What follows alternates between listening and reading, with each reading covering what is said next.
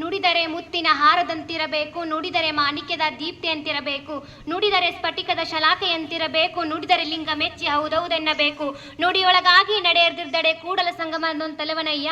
ಪ್ರಪ್ರಥಮ ಬಾರಿಗೆ ನಮ್ಮೂರಿನ ಆರಾಧ್ಯ ದೈವರಾದ ಶ್ರೀ ಕೂಡಲ ಸಂಗಮನಾಥನನ್ನು ಎನ್ನ ಹೃದಯ ಮಂದಿರದಲ್ಲಿ ಸ್ಮರಿಸುತ್ತಾ, ವೇದಿಕೆಯ ಮೇಲೆ ಆಸೀನರಾಗಿರುವ ಮುಖ್ಯ ಗುರುಗಳೇ, ಶಿಕ್ಷಕರೇ ಹಾಗೂ ವೇದಿಕೆಯ ಮುಂಭಾಗದಲ್ಲಿ ಆಸೀನರಾಗಿರುವ ಸಹೋದರ ಸಹೋದರಿಯರೇ ಹಾಗೂ ನನ್ನ ಸಹಪಾಠಿಗಳೇ, ನಿಮಗೆಲ್ಲರೂ ಹಡಪದ ಅಪ್ಪಣ್ಣನವರ ಜಯಂತಿ ಶುಭಾಶಯಗಳನ್ನು ತಿಳಿಸುತ್ತಾ, ನಾನು ಹಡಪದ ಅಪ್ಪಣ್ಣನವರ ಬಗ್ಗೆ ಒಂದೆರಡು ಮಾತುಗಳನ್ನು ಹೇಳಲು ಇಚ್ಛಿಸುತ್ತೇನೆ. ತಪ್ಪಿದ್ದಲ್ಲಿ ಕ್ಷಮೆ ಇರಲಿ. 12ನೇ ಶತಮಾನದ ಮುಂದಾಳತ್ವದಲ್ಲಿ ಬಸವಣ್ಣನವರ ಜೊತೆಗೂಡಿ ಲಿಂಗಾಯತ ಧರ್ಮ ಸ್ಥಾಪನೆ ಮಾಡುವಲ್ಲಿ ಹಡಪದ ಅಪ್ಪಣ್ಣನವರು ಕೂಡ ಹಡಪದ ಅಪ್ಪಣ್ಣನವರು ಕೂಡ ಪಾತ್ರ ಬಹುದೊಡ್ಡದಾಗಿದೆ.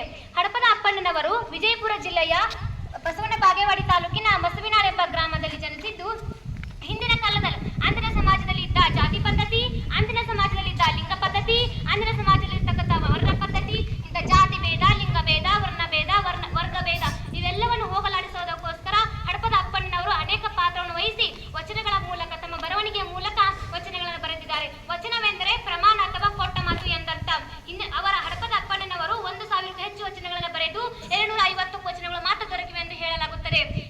ಇವರಿಗೆ ಬಸವಣ್ಣನವರು ಮತ್ತು ಅನೇಕ ಜನರು ಇವರಿಗೆ ಅನೇಕ ಬಿರುದುಗಳಿಂದ ಕರೆಯುತ್ತಿದ್ದರು. ಅಂದರೆ ಜ್ಞಾನಿ, ಆತ್ಮಜ್ಞಾನಿ, ಅಂತರಜ್ಞಾನಿ, ಸುಜ್ಞಾನಿ, ಆತ್ಮ ಸಿಕ್ಕಾಮಣಿ ಮತ್ತು ತತ್ವ ಸಿಕ್ಕಾಮಣಿ ಎಂದು ಹಲವಾರು ಹೆಸರುಗಳಿಂದ ಹಡಪದ ಅಪ್ಪಣ್ಣನವರಿಗೆ ಕರೆಯುತ್ತಿದ್ದರು. ಹಡಪದ ಅಪ್ಪಣ್ಣನವರು ಇವರ ಚಿತ್ತರ ದೇವಕ್ಕಮ್ಮನವರ ಮುದ್ದು ಮಗನಾಗಿ ಹಡಪದ ಅಪ್ಪಣ್ಣನವರು ಜನಿಸಿದರು. ಹಡಪದ ಅಪ್ಪಣ್ಣನವರು ಕೂಡಲ ಸಂಗಮಕ್ಕೆ ಭೇಟಿ ಕೊಟ್ಟಾಗ ಒಂದು ಅನುಭವ ಮಂಟಪದ ಅಧ್ಯಕ್ಷರನ್ನು ಯಾರನ್ನ ಆಯ್ಕೆ ಮಾಡಬೇಕೆಂದು ನಿರ್ಧಾರ ಬಂದಾಗ ಹಡಪದ ಅಪ್ಪಣ್ಣ ಮತ್ತು ಮಡಿವಾಳ ಮಾಚಯ್ಯ, ಡೋಹರ ಕಕ್ಕಯ್ಯ, ಅಕ್ಕಮ್ಮ, ಅಕ್ಕ ಮಹಾದೇವಿ, ಬಸವಣ್ಣ ಇಂಥ ಅನೇಕ ಜನರು ಸಭೆ ಸೇರಿದ್ದರು.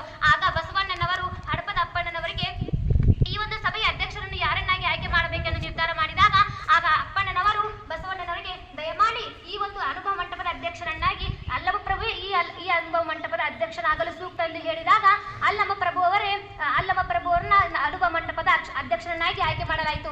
ನಂತರ 10-12 ವರ್ಷಗಳ ನಂತರ ಅನುಭವ ಮಂಟಪವನ್ನು ಬಿಟ್ಟು ಬೇರೆ ಕಡೆ ಹೋದ ನಂತರ ಇನ್ನು ಬರುತ್ತಾರೆ ಎಂದು ಸಮಯ ಕಾಯ್ದಂತೆ ಹಡಪದ ಅಪ್ಪಣ್ಣನವರು ಮತ್ತು ಬಸವಣ್ಣನವರು ಕಾಯ್ತಾ ಇರ್ತಾರೆ. ಆಗ ಅಲ್ಲಮ ಪ್ರಭು ಅವರ ಮೈಯಲ್ಲಿ ರಕ್ತ ಸೋರುತ್ತಾ ಭಿಕ್ಷುಕನ ವೇಷದಲ್ಲಿ ಬಂದರು. ನಂತರ ಈ ಭಿಕ್ಷುಕನ ವೇಷದ ಅಲ್ಲಮ ಪ್ರಭು ಎಂದು ಗುರುತು ಹಿಡಿದವರೇ ಈ ಅಂತರಜ್ಞಾನಿ ಹಡಪದ ಅಪ್ಪಣ್ಣನವರು. ಹಡಪದ ಅಪ್ಪಣ್ಣನವರು ಅನೇಕ ವಚನವೆಂದರೆ ಓದಿದರೆ ಗದ್ಯವಾಗಬಹುದು, ಹಾಡಿದರೆ ಪದ್ಯವಾಗಬಹುದು ಅಂತ ಸರಳ ರೂಪದಲ್ಲಿ ಅನೇಕ ವಚನ